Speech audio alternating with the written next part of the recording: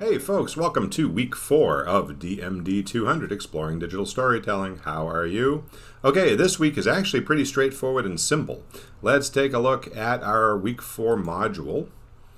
So here in the week 4 module, all we are really doing is this week is set aside to get rolling on your very first major storytelling project. So the first thing you have to do this week, if you haven't done it already, is to choose and tell us what your first choice of storytelling project is.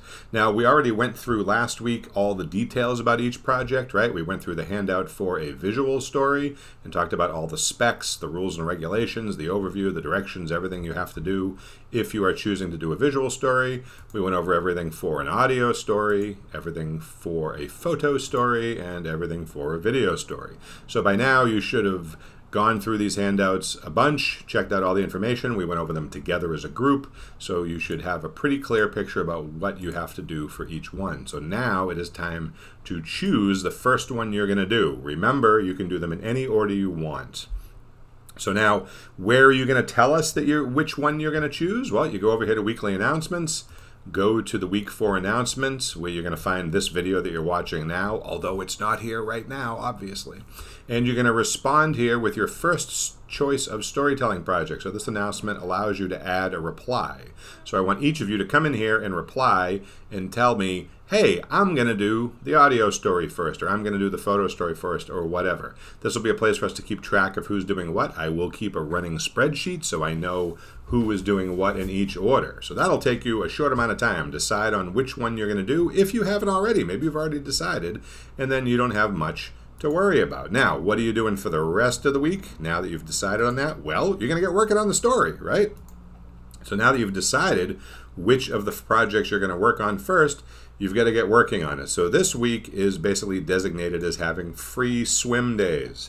As I explained at the beginning of the semester, free swim days are basically times where you are free to work on your project without having to do too much else for me. There is one other thing to do this week, which is to watch this video here, Why We Tell Stories, the Science of Narrative. That is your consumable for the week, your textbook reading, as it were. I will tell you this is a little long, but you can skip ahead in this one.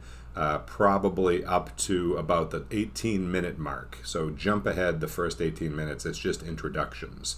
Once you get up to the 18 minutes, they introduce the panel of storytellers that is going to be on this talk, and they talk about everything from cave paintings to parables to poems to myths and so on and so forth. It's actually a really good talk, but don't waste your time on the first 18 minutes.